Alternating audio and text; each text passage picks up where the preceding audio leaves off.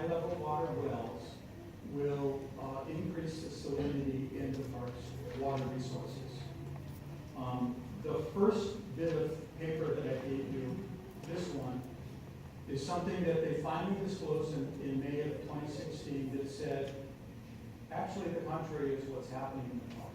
The salinity in the park's water resources, their ponds, is decreasing, not increasing. So what they want is what they're getting. The next one, quotes from the hydrologist from the national park as well as the park superintendent. There is no evidence of negative impact of withdrawing water from the wells. And it's not just those guys that are worried about it.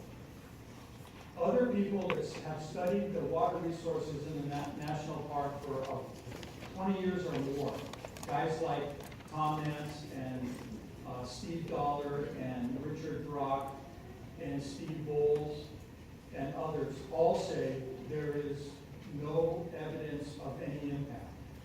And in fact, Dr. Don Thomas says neither the National Park Service or anyone else's field data has shown a likely impact from use of high-level water to supply residents. He also told me they didn't count. Department of Health has said there's no quality issue at the for groundwater in the Keauhou aquifer. The Department of Water Supply shows you that we are well under sustainable yield. Well under, out until 2035, we're still well under sustainable yield. There is no problem of quantity or quality of water in the Keauhou aquifer, and there is no evidence of impact at all from drilling. The National Park also has a kind of a do as I say, not as I do kind of thing. And they'll pull out of the Spirit report and their management plan information when it's convenient. I'll skip through this one. This is some background on it. This is, that was a 3 minute. It was. That's the song I woke up to the fire this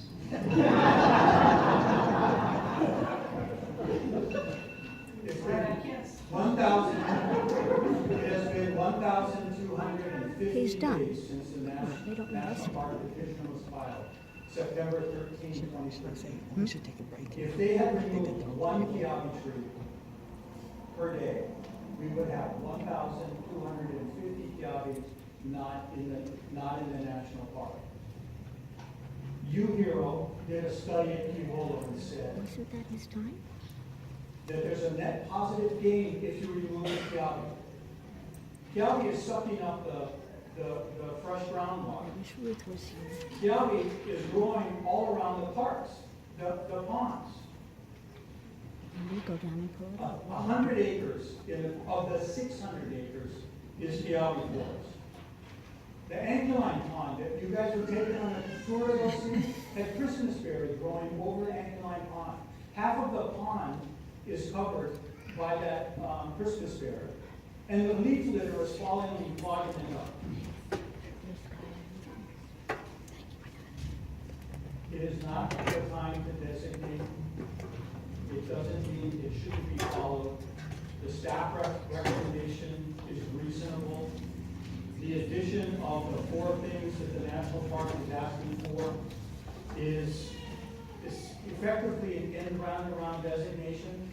It's going to require a water use permit process, subject to a contested case, and it's just not fair to Kona because there is no evidence of any quantity or quality problem, and I think we should go with staff recommendation. I worked with those guys for 4.5 years. I know they looked at all of the data that's given to them, and I know that they make a recommendation based on what they think is best for the aquifer. Not best for the people, not best for the politics. It's best for the aquifer. I lived with that with them for 4.5 years. Their recommendations are reasonable. Don't pile on to these levels. Thanks. Thank you.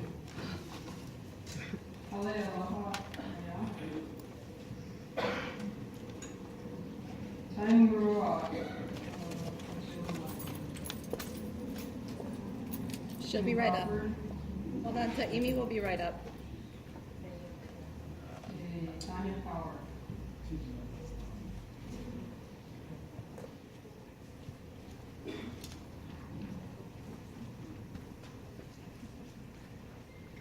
Good morning. So I'm not an orator. I'm going to have to read. Oh, yeah, afternoon. I was reading. Good morning. Good morning. I'm Tanya Power. I'm a resident of Keauhou, Kona. No. When this There's issue two was first brought to my attention several years ago, I felt a responsibility to learn about it. I first attended a forum where both sides were presented. And then every time we've had a meeting here in Kona, I've made the time to come and listen. There were hours and hours of testimony, scientists, environmentalists, and conjectures.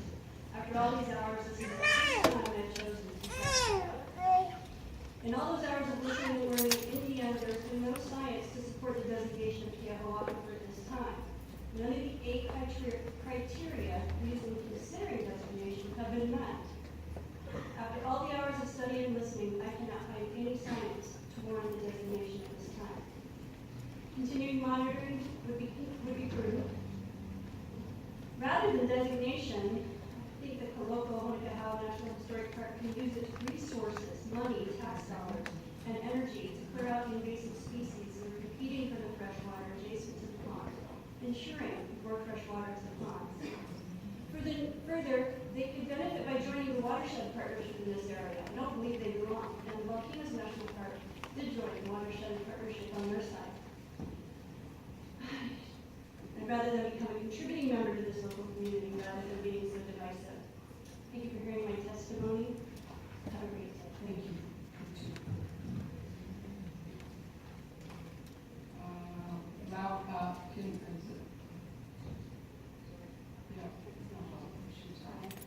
I think she's over here too. Press the button so it turns red. Hello, everybody. My name is Keauhou. I'm born and raised in Kona. For the past 5 years, I've been living over in Maui. We were fortunate enough, my other half and my baby, while I was pregnant, we got to go to the COP21, the Conference of the Parties in Paris, France, and we got to learn a lot about climate change and what's happening with our Earth right now.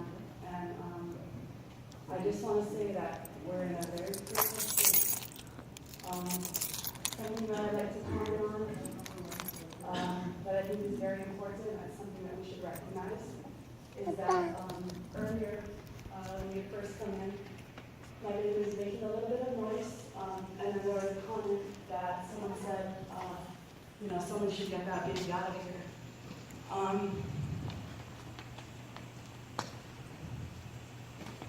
I think it's very important that we recognize this, because I think that a lot of the decisions that we're making right now is in dismissal of that future generation. I also want to, make note that what the hydrologist Roy was saying is that in 69 years from now, that's when our 90% sustainability will be reached.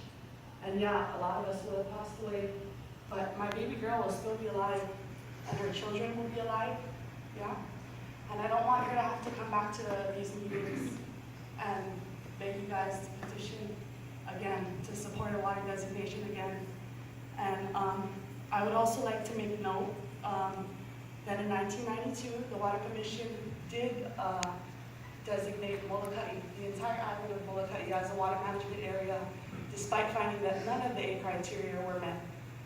I believe that this was what's called 7th generation decision making.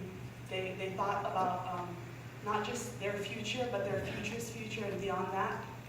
And even though none of the 8 criteria were yet met, they decided collectively that this is something that we need to protect before we come back to one of these meetings and before we have to petition again to designate this water management area. And it's not going to stop development, because I was living in Maui for 5 years and I was part of the Nawai 8 cases I wasn't directly a petitioner, but I was involved in sign waving, and we did go and testify at every meeting, and we did go and sign wave, and let me tell you, there's plenty of development still going on. It doesn't stop it, it does slow it down, and allow developers to become accountable for the sustainable yield, for sustainable practices that they should be already implementing in their developments, because our island is only small. We can only put so much concrete on this island, so I just want to mahalo you guys for staying and coming and listening to all of us give our thoughts, and I just want to say that I'm in support of the national park designating this water management area as a as an area for worth protecting. Mahalo. Thank you. Power. I think I was after to Amy and we just got passed up real quick. Is it okay if I go? I was Kimberly Crawford.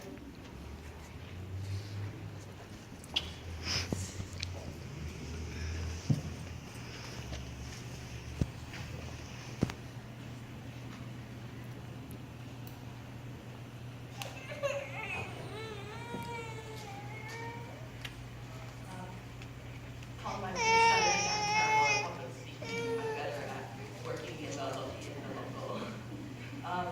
My name is Kimberly Crawford. I'm 23 years old, and I'm submitting this testimony as a lifelong resident of Huala a mother and a Keauhou local.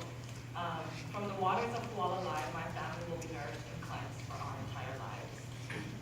When I think of the increase in development and population in my short time alive, combined with the proposed and upcoming development in the Kona region, I am fearful for my daughter's quality of life as a Kanaka Maoli. She descends from a people who are not only deeply connected with all of their resources, but also more times than not improve the quality and functionality of them. And that's something that we are lacking in these formal meetings, and that needs to change. As a young Keauhou local at Keauhou, I am one of the practitioners that he asked Jonathan about. I spiritually and visibly understand the importance in ensuring our estuaries, alkaline ponds, and local ia are receiving the highest quantity and quality of water possible. It is my duty to make sure these unheard voices are heard, and right now they are asking for help. The lingu, the ia, the native flora and fauna, the birds, the puhi, the damselflies, and the native people are asking for help. And right now, I am here to fight for their right to thrive. When I hear you want to begin pumping waters from South Kona, I worry about our people who can no longer afford to live in Kona and are being pushed to those more southern rural areas. And I worry about their future of their water.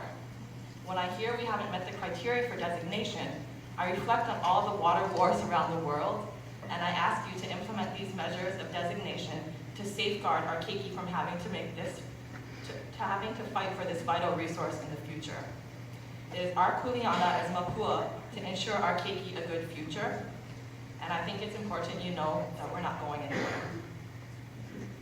Thank you for your time. Thank you. Look on the 11. Was I called? Yeah.